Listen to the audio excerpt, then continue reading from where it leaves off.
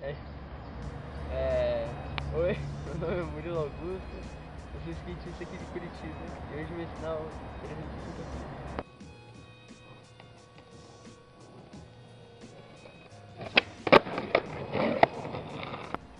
Pra saber o 360 flip, você precisa saber o varial 36 e o flip.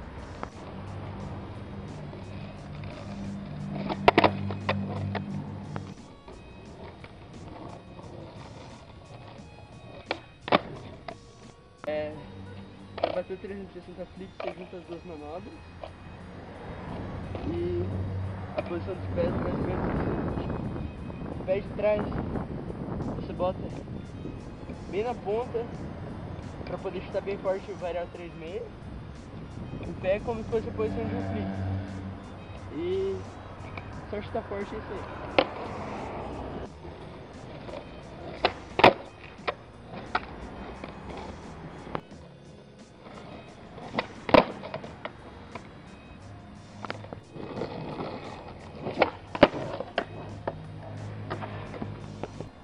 Então é isso aí, galera.